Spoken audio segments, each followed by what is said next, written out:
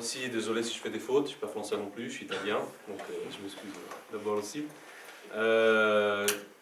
Face à cette situation que les camarades il a décrit, qu'ils vivent au quotidien, les étudiants, et généralement les jeunes, et encore plus généralement tout le peuple palestinien, on peut toujours se poser la question, ici, qu'est-ce qu'on fait?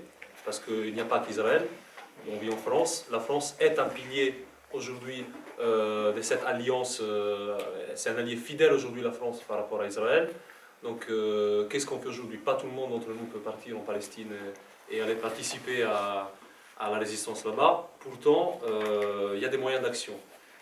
Parfois, on s'est dit, ça sert à rien, on fait des pétitions, on fait des manifestations et tout, et pourtant la France, elle ne bouge pas.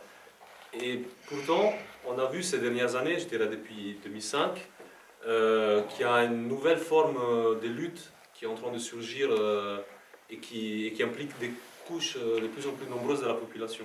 Et je parle notamment de la campagne BDS, donc boycott, désinvestissement, sanctions contre Israël. Et j'invite d'ailleurs les camarades des BDS qui sont ici après à prendre la parole et à nous expliquer davantage. Mais quelques mots sur cette campagne. Déjà, c'est une campagne internationale qui a été lancée en 2005 par 171 ONG palestiniennes. Donc c'est une campagne, c'est un appel qui vient des militants palestiniens qui militent sur le terrain. Et notamment, la campagne consiste à rassembler toutes les initiatives des boycotts, des investissements et sanctions qui peuvent être faits dans la société civile contre Israël pour atteindre 3 objectifs. Donc la fin de l'occupation et de la colonisation des terres arabes, l'égalité complète pour les citoyens arabo-palestiniens d'Israël et le respect du droit au retour des réfugiés palestiniens. Notamment, donc, ces 3 mots, BDS, qu'est-ce que c'est? En gros, c'est des pressions économiques, académiques, culturelles et politiques, des pressions à tout niveau pour qu'Israël cesse tout simplement l'occupation illégitime qu'il fait dans les territoires palestiniens. Faut savoir que ce n'est pas la première campagne qui a été faite de ce type-là, parce qu'elle s'inspire et se structure sous le même modèle que la campagne qui avait été faite jusqu'aux années 90 pour l'Afrique du Sud, donc pour la fin de l'apartheid en Afrique du Sud. Et c'est assez intéressant aussi de savoir qu'il y a un nombre de dirigeants ou d'anciens dirigeants sud-africains qui se sont exprimés en faveur de cette campagne BDS. On peut penser juste à Nelson Mandela qui affirmait que notre liberté est incomplète sans la liberté des Palestiniens. Ou bien il y a eu aussi un prix Nobel, les prix Nobel de 1984 pour la paix, qui s'appelait Desmond Tutu, qui avait aussi pris parti à cette campagne BDS en faveur de la Palestine, alors que c'était un Sud-Africain. Un autre élément sur cette campagne, c'est qu'il s'agit pas c'est une campagne non violente qui ne s'attaque pas à un peuple ou à une religion, donc ne s'attaque pas au peuple israélien ni à quelconque religion pratiquée en Israël, mais elle s'attaque directement et essentiellement aux institutions israéliennes, donc à son gouvernement et aux tenants de l'économie israélienne. Je vais décrire vite fait quelques aspects. Déjà, il y a l'aspect économique de cette campagne qui est très important. Probablement, vous aurez vu, il y a un mois et demi, nos camarades du Val-de-Marne, ils ont fait une action de blocage des boycotts économiques dans un Leclerc, donc à Ivry, il me semble. Et donc, qu'est-ce qu'ils faisaient? En fait, aujourd'hui, il y a un nombre de supermarchés qui achètent des produits qui sont estampillés origine Israël. Sauf que le problème, c'est qu'Israël, il met des étiquettes, disons, origine Israël, mais en fait, ces produits, ils sont issus des colonies.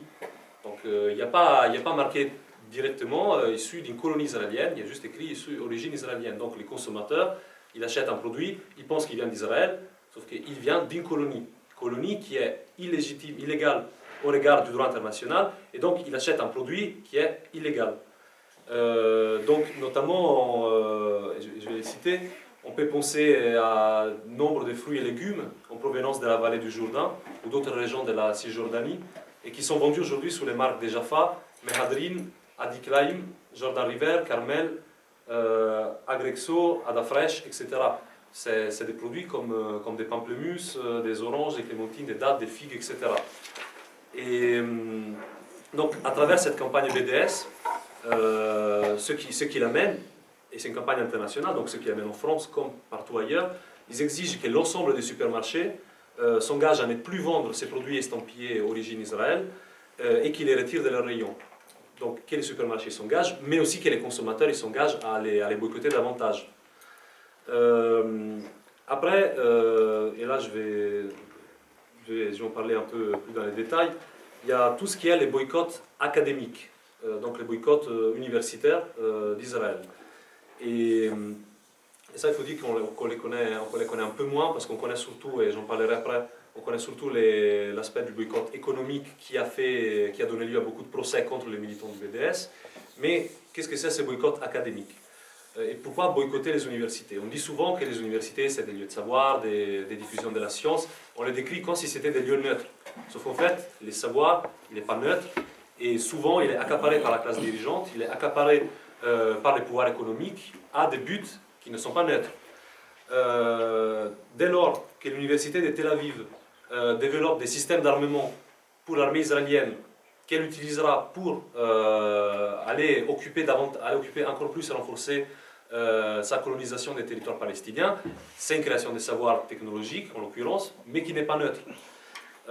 Lorsque toujours cette université de Tel Aviv, elle développe ce qu'on appelle, désolé pour la prononciation, la doctrine d'Aya, ce n'est pas neutre. Parce que qu'est-ce que c'est cette doctrine? En fait, c'est une théorie développée par des enseignants-chercheurs de cette université qui théorise l'utilisation d'une force disproportionnée par l'armée israélienne contre les résistants palestiniens lorsqu'ils sont en train d'aller en avant dans l'occupation.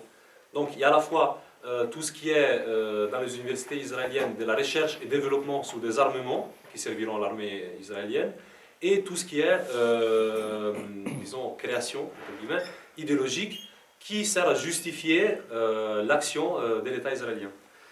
Donc, il y a eu cette question qui est posée, donc est-ce qu'il faut boycotter aussi ces universités dès lors qu'elles appuient la colonisation? La réponse de la campagne BDS est oui, mais il faut savoir aussi que la campagne BDS a été lancée en 2005, mais déjà depuis 2002, il y a eu des premières ébauches des boycotts académiques. On peut penser notamment à une première mobilisation des universitaires britanniques en 2002 qui ont lancé la Israel Academic Moratorium Call, ou bien évidemment aussi des universitaires palestiniens qui entre 2003 et 2004 ont lancé la Palestinian Campaign for the Academic and Cultural Boycott of Israel. Donc la campagne palestinienne pour les boycotts culturels et académiques d'Israël. Et l'idée est assez simple, il s'agit d'une suspension de la collaboration des universités et laboratoires non israéliens avec leurs homologues israéliens. Donc l'idée est qu'il n'y a plus une collaboration entre nos universités, nos laboratoires et leurs homologues israéliens.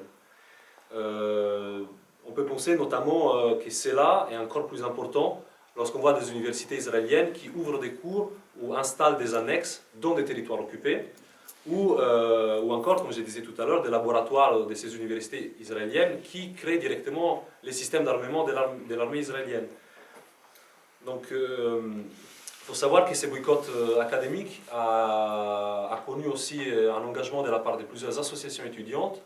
Il faut savoir qu'aujourd'hui, mais c'est là depuis 2002, il y a une multiplication des associations, des organisations étudiantes, parfois même des syndicats étudiants, qui adhèrent à la campagne internationale BDS. Et il y a plusieurs syndicats étudiants qu'on appelle de masse qui ont adhéré. C'est notamment le cas de l'AC, syndicat étudiant au Québec, de la NCU au Royaume-Uni, ou de la FEF en Belgique. C'est des syndicats qui comptent nationalement des dizaines, des milliers d'étudiants et qui incitent leur fédération locale à appliquer aussi la campagne BDS. Il y a aussi aux États-Unis, notamment ce qu'on appelle les sénats étudiants, donc des espèces de parlements étudiants, plus ou moins des associations, qui s'expriment de plus en plus pour cette campagne BDS. Et il y a aussi nombre d'enseignants-chercheurs qui la soutiennent. Même aux États-Unis, il y a l'American Studies Association, la National Women's Studies Association ou la Teachers Union en Irlande qui s'associent à cette campagne et qui incitent leurs collègues à ne pas inviter des universitaires israéliens à leurs colloques, à ne pas publier des articles produits dans les universités israéliennes, ou vice-versa, à ne pas publier leurs articles dans des revues israéliennes, etc.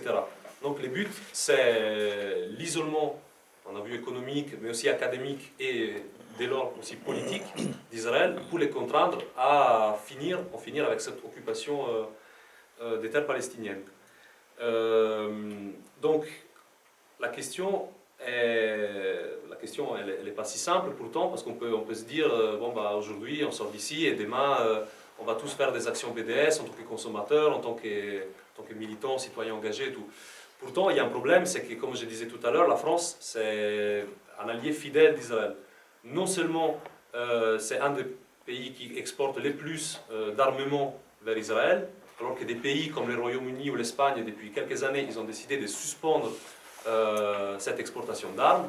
Mais aussi, la France, elle a assez récemment durci la répression envers les militants de la cause palestinienne. Et je prends deux exemples. En 2014, il y avait des grosses mobilisations pendant l'été contre l'énième bombardement de Gaza de la part de l'armée israélienne. Et le gouvernement, prétendument socialiste, il a interdit une manifestation qui, en l'occurrence, s'est tenue. Il y a eu des débordements, il y a eu de la répression et il y a eu le célèbre affrontement entre les militants de la cause palestinienne et les militants de la LDJ, donc Ligue de défense juive, à côté d'une des synagogues de Paris. Il faut savoir que la LDJ, qui est donc cette Ligue de défense juive, est une organisation qui est considérée par nombre d'États comme une organisation criminelle, notamment même les États-Unis la considèrent comme une organisation illégale, et pourtant en France, non seulement ils sont libres, non seulement ils existent légalement, non seulement ils sont libres d'attaquer des militants de la cause palestinienne, mais aussi il n'y a pas d'enquête en cours, il n'y a pas eu bien évidemment d'emprisonnement ou d'enquête faite sur ces militants de la LDJ qui ont attaqué des militants pro-palestiniens. Le deuxième cas, et ça concerne plus précisément le BDS, c'est les circulaires Alliot-Marie de 2010 et la circulaire Mercier de 2012, qui, de facto, criminalisent la campagne BDS. En fait, ces deux circulaires, donc, qui ont été rédigées à l'époque de Sarkozy, mais que le gouvernement PS n'a bien évidemment pas pensé d'abroger, utilisent les prétextes de vouloir combattre l'antisémitisme pour empêcher, donc pour criminaliser des actions de boycott des produits israéliens. Sauf que le problème, c'est qu'en l'occurrence, les autorités françaises, elles font une confusion qui est expresse entre antisémitisme et antisionisme. Et donc, en fait, ils disent que chaque action qui vise à boycotter un produit issu d'une colonie israélienne serait un acte antisémite. Le problème, c'est que ces circulaires ne sont pas restées de la lettre morte, elles ont été appliquées. Et il y a eu notamment en 2015 les procès BDS de Mulhouse, où 14, si je ne me trompe pas, 12 personnes qui avaient participé à une action de boycott devant un supermarché Leclerc ont été portées en justice et ont été condamnées à 28 000 € de dommages et intérêts aux parties civiles, et chacun a une amende de 1 000 € avec sursis. Donc ça premièrement, et deuxièmement, il y a un procès qui fait l'actualité ces jours-ci. Donc c'est le procès au président du collectif BDS 57, donc BDS de la Moselle, qui est accusé de discrimination à l'encontre de Teva. Alors il faut savoir que Teva est une grosse entreprise pharmaceutique israélienne qui exporte des médicaments génériques. Sauf que le problème, c'est que de facto, cette entreprise, elle empêche à l'industrie pharmaceutique palestinienne de se développer, et notamment, elle omet de mettre des notices en arabe pour les Palestiniens sur ces produits. Donc, qu'est-ce qu'ils avaient fait, les militants du BDS 57?